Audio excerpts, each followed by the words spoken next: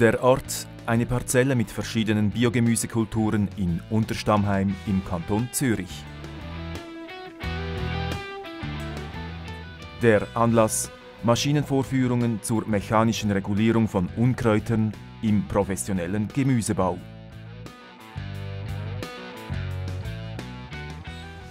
Der Fokus: die Regulierung der Unkräuter zwischen den Reihen und, als besondere Herausforderung, in den Reihen. Also da haben wir sicher als grösstes die Hirse. Dann hier haben wir Melden. Dann da ist eine Vogelmiere. Das ist Amaranth. Dann da vorne ist sogar Sumpfkresse. Das beide, das ist Sumpfkresse. Und damit sind wir bereits bei einer Grundregel. Das Unkraut ist eigentlich am besten bekämpfbar, wenn es vom Keimblattstadium ab, sagen wir bis 2-3 Blattstadium, das ist eigentlich optimal. Das hier, die Hirse, ist schon fast zu gross, um zu bearbeiten. Es ist jetzt hier zwischen der Kultur, die kann man sicher zerstören. Aber wenn es nicht gerade in einem idealen Wetterzeitpunkt ist, kann die locker wieder anwachsen. Die anderen, die hier so kleiner sind, die sind sicher ideal zum Hacken, das ist gar kein Problem. Wenn jetzt so eine solche Melden oder eine solche Hirse richtig da zwischen den Reihen ist, kann es auch schon wieder ein Problem sein, dass man die maschinell nicht mehr rausbringt. Die größte Herausforderung im Biogemüsebau ist das Entfernen von Unkräutern in den Reihen. Dazu gibt es grundsätzlich 4 verschiedene Herangehensweisen. Das traditionellste oder fast das älteste, das ist das Anhäufeln, dass man einfach Erde von zwischen den Reihen in Kulturreihen schafft. Da ist vielleicht etwas noch Wichtiges, dass man die Kultur oder die Unkräuter mindestens 4 cm muss verschütten muss, damit das auch wirklich den Effekt hat, den man will. Eine andere Möglichkeit ist Striegeln, ist auch etwas, das eigentlich auf der ganzen Fläche wirkt, also nicht nur in den Kulturreihen, sondern auch zwischen den Reihen. Und eine weitere Möglichkeit ist die Fingerhacken. Das sind Finger, die eigentlich von beiden Seiten der Reihe in die Reihen hineingreifen und in dieser Reihen entsprechend hacken können. Es gibt noch eine weitere Möglichkeit oder Methode, das ist natürlich das Hacken in der Reihe, sagt das von Hand, also Handhacken oder sogar Handjäten, was in gesagten Kulturen ja eigentlich der Normalfall ist. Oder dass man eben auch heutzutage Maschinen hat, wie eben der Robovator, wo man in den Reihen zwischen den Pflanzen hacken kann. Das wären die anderen Möglichkeiten.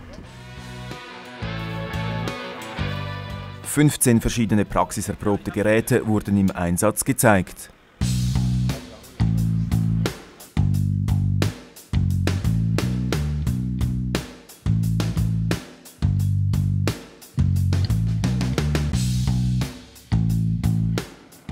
Sternhackgeräte werden im Heckanbau betrieben. Die Höhen- und Seitenführung erfolgt über die Stützräder. Die präzise Lenkung wird durch eine zweite Person vorgenommen. Spitz- oder Gänsefußscharen lockern den Boden zuerst grob auf. Das Unkraut wird durch die selbstlaufenden, sternförmigen Scheiben zerhackt und danach zugedeckt. Der Vorteil ist, dass es sehr gut ist, ob es jetzt trocken ist oder feucht ist. Also es funktioniert eigentlich fast immer. Also es darf sicher nicht zu nass sein, aber es funktioniert wirklich sehr gut. Es ist, auch wenn das Unkraut mal etwas grösser ist, es ist relativ aggressiv. Man kann also schon recht grosses Unkraut zerstören damit. Weil man fährt halt relativ zügig damit und so ist eine grosse Erdbewegung und eine schnelle Erdbewegung, wo das Unkraut und der Erde vermischen und zerhacken. Ja.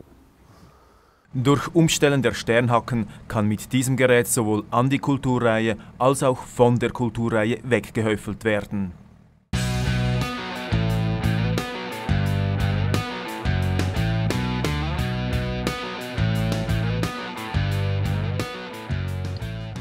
Flachhäufler stammen ursprünglich aus Holland und sind vor allem in sandigen Böden zu Hause. Ziel ist es, das Unkraut in einem möglichst frühen Stadium zu bekämpfen, indem es knapp unter der Erdoberfläche mit flachen Messern geschnitten wird.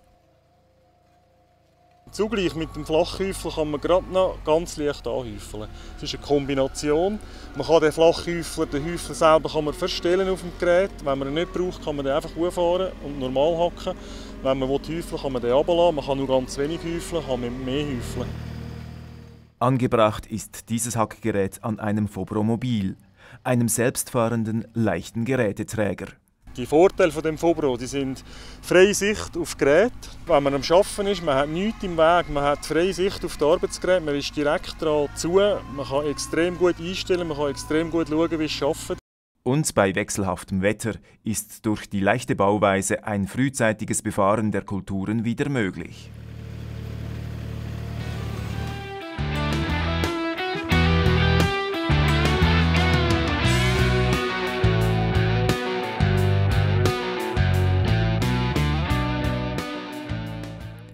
Mit dem Treffler Präzisionshackstriegel wurde die klassische Striegeltechnik weiterentwickelt.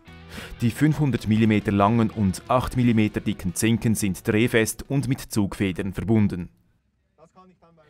Die um 90 Grad gebogenen Striegelspitzen treffen vergleichsweise flach in die Erdoberfläche ein.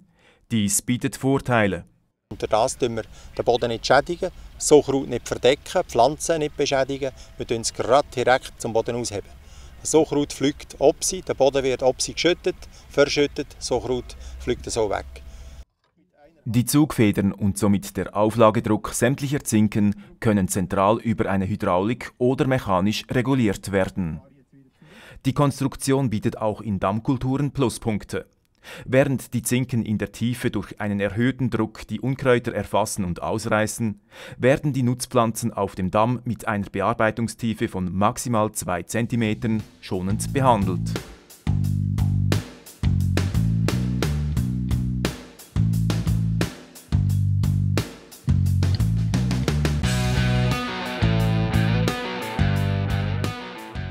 Ein klassisches Anbaugerät mit Rahmen und Parallelogrammen, an denen die Arbeitsgeräte befestigt sind. Die Torsionshacke kann mit einem Scharhackgerät kombiniert werden. Und dann auch an dem einzelnen Parallelogramm hat es dann die Torsionshackerhalterung. Das sind so wie Kreselheuerzinken, die dann so vollförmig zusammenkommen und eigentlich durch den Salat fahren. Und wenn jetzt ein Topf kommt oder eine Pflanze, tut die vom Federdruck, den der Zink hat, geht die ein bisschen auf und geht wieder zu. Also das heisst, der Salat muss schon relativ gut angewachsen sein. Jetzt so 2-3 Tage nach dem Setzen würde es die alle zusammen rausspicken, oder? Mit dieser Technik kann in gut angewachsenen Kulturen, zum Beispiel Bohnen oder Salat, die Unkrautregulierung vorgenommen werden.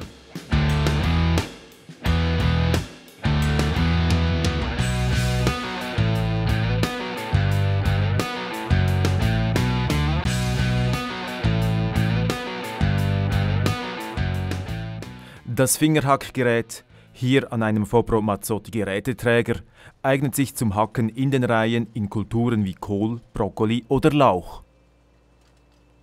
Vorgängig sind Scharen, die den Boden lockern, zwischen den Reihen Zuckerrut mal zerstören, abschneiden. Und dann für in der Reihe sind die Finger, die eben dann so ineinander hineinschaffen, wo man in der Aggressivität verstellen kann, wie viel soll sie ineinander hineingehen, wie viel nicht. Und die eigentlich so in der Kultur zu Kraut rausdrehen. Angetrieben wird die Fingerhacke durch einen mit Eisenstäben bestückten inneren Metallkranz, der durch den Bodenkontakt der Stäbe zum Drehen gebracht wird. Dadurch ist zügiges Arbeiten möglich. Die Herausforderung dieser Hacktechnik liegt in den korrekten Einstellungen. Und das ist manchmal nicht ganz so einfach. Wenn es jetzt so wieder schöllig ist, wenn es also zu grosse Scholle hat, dann arbeiten die Finger nicht drinnen, nicht schön.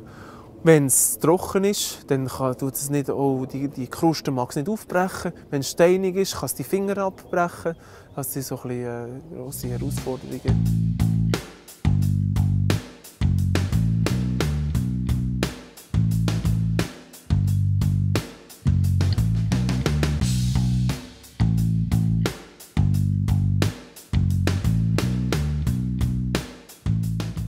Hier wird in den Reihen von Salatkulturen zwischen den einzelnen Pflanzen selektiv das Unkraut mit Hackmessern herausgeschnitten.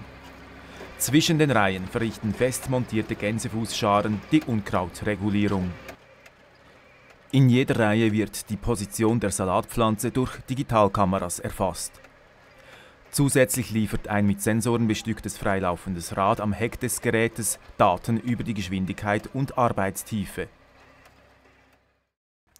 Mit diesen Angaben berechnet der Computer in der Fahrerkabine die Erkennung der Nutzpflanzen in den Reihen und wandelt die Daten in Steuerimpulse um. Diese veranlassen die Hackmesserbewegungen um die Pflanze herum.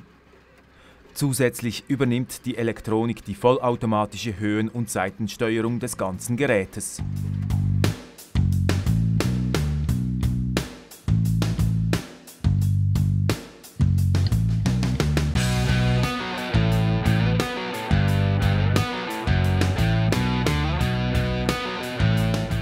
Auch Hackgeräte wie dieses der Firma Schmotzer erfahren laufend Neuerungen.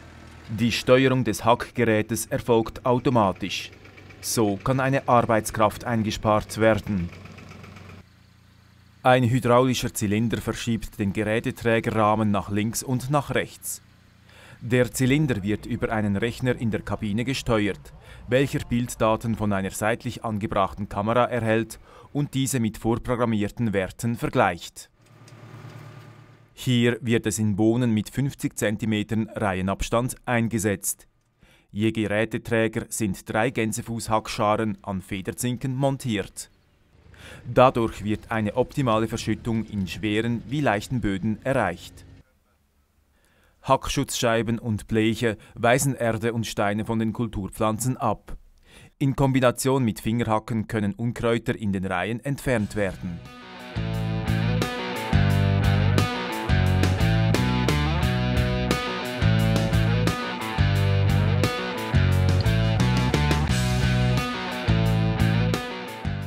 Das Prinzip der Reihenhackbürste wird im Feldbau schon seit einigen Jahrzehnten angewendet. Die Bürste wird zwischen dem Traktor angebaut, zwischen einem GT, dass man sie gut sieht und gut steuern kann. Und dann ist das ein Rahmen, der einem Parallelogramm angemacht ist, dass sie ausweichen kann und den Höhen angepasst werden genau. Hydraulisch angetriebene Borstenräder bürsten das Unkraut zwischen den Reihen heraus. Zugleich produzieren sie eine feine Erdschicht, welche in einem zweiten Arbeitsschritt von Torsionshacken in die Pflanzenreihen geschoben wird und dort Unkraut im Keimblattstadium zudecken. Die Kulturen werden mit einem Tunnel geschützt, sodass mit der Unkrautbekämpfung schon früh begonnen werden kann.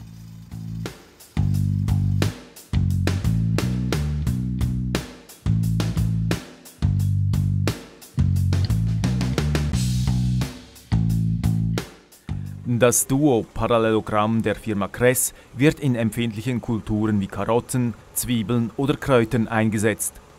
Auch hier soll die Hackarbeit bis dicht an die Kultur erfolgen. Wir nennen es Duo-Parallelogramm, weil alles zweimal Duo vorhanden ist. Wir haben 2 Stützräder, wir haben rechts und links von der Reihe dann 2 Werkzeugmesser und davor laufende Scheiben. Und für die Dammkultur speziell noch hinten Flankenmesser, die an der Dammflanke entlang schneiden. Diese Scheiben, die vorne laufen, die sehr klein und scharf sind, sollen eine Furche schneiden, freischneiden, damit das nachlaufende Winkelmesser nicht verstopft. Voraussetzung hier für ein erfolgreiches Arbeiten sind: Es muss ein feines, ebenes Saatbett da sein. Wenn man so wie hier heute in Dämmen fährt, sollten die Dämme die optimale Form haben. Wenn die Dämme permanent ihre Form ändern, kann ich mein Werkzeug auch nur suboptimal einstellen, weil ich dann einfach tiefer arbeiten muss, damit ich in jedem Fall immer alles erwische. Die Arbeit ist dann schlechter. Das heißt, die Vorbereitung ist genauso wichtig wie dann das Werkzeug selber.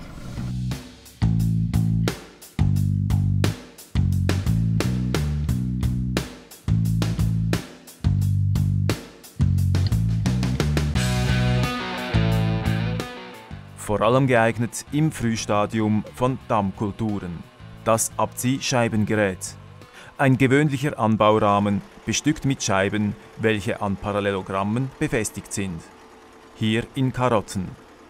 Durch Brechen der Kanten kann das Gerät den Bereich, welcher von Hand gejätet werden muss, verringern.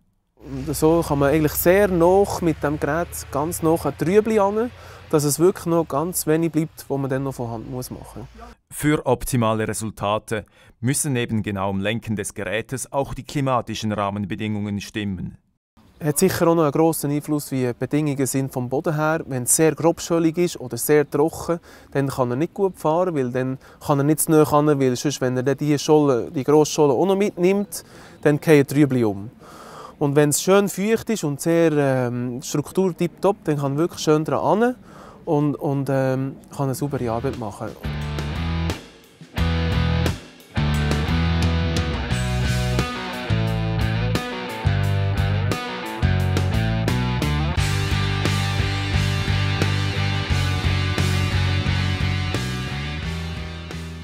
Reihenfräsen gibt es in ganz unterschiedlichen Varianten.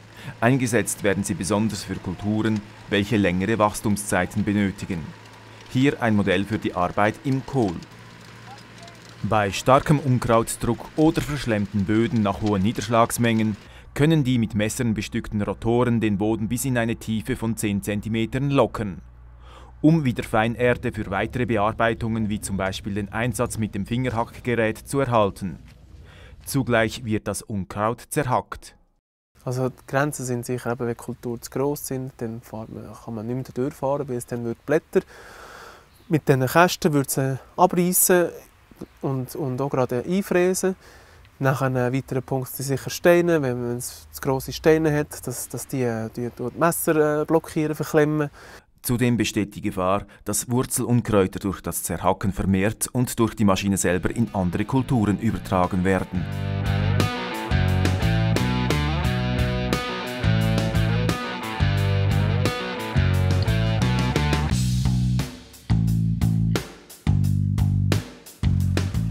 Eine weitere wichtige Unkrautregulierung, die Unkrautkur, beruht auf der Idee, das Unkraut vor der Saat zu bekämpfen. Und dafür werden die Beete so 4-6 Wochen vorher schon hergerichtet, gefräst.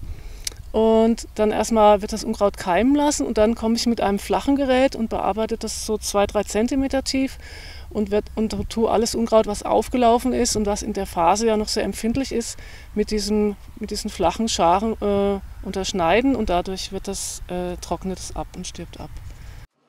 Die Funktionsweise des Gerätes sieht folgendermaßen aus. Das Gerät hat flache Gänsefußschare und da wird der Boden in 2-3 cm Tiefe unterschnitten.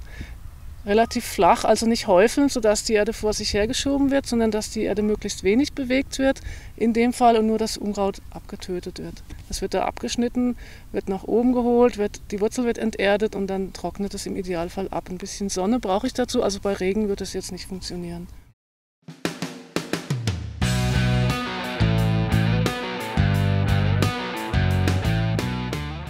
Für eine erfolgreiche mechanische Unkrautregulierung im Gemüsebau gibt es eine breite Palette an erprobten Geräten. Für Gemüsebauberater Martin Lichtenhahn liegt in der ausgefeilten Gerätekombination zukünftig noch Verbesserungspotenzial. Wenn man das auch in Vorführungen sieht oder wenn man die Geräte im Einsatz sieht, geht es wirklich darum, eigentlich die Optimierung. Also wie versuchen wir die Geräte gut zu optimieren, technisch noch zu verbessern, gute Kombinationen zu machen von Werkzeugen, dass man eben mit einem Geräteträger mehrere Werkzeuge hintereinander einsetzen kann, dass man in mehreren Durchgängen verschiedene Werkzeuge einsetzen kann. Ich glaube, dort liegt primär die Innovation. Und auch das klassische Handjäten wird weiterentwickelt. Trotzdem, Handarbeit auf dem Feld zu reduzieren und den Biogemüsebau ökonomisch zu stärken, bleibt weiterhin im Fokus aller Beteiligten. Und man ist eigentlich heute auf einem Stand, wo man die ganzen Handarbeitsaufwände hat massiv reduzieren konnte. Aber klar, die Entwicklung geht weiter und Praxis, aber auch Forschungsinstitutionen wie zum Beispiel das FIBEL werden da anbleiben, zusammen mit auch den Herstellern von diesen Geräten und anderen Forschungsinstitutionen, dass man das eigentlich noch weiter verbessern kann.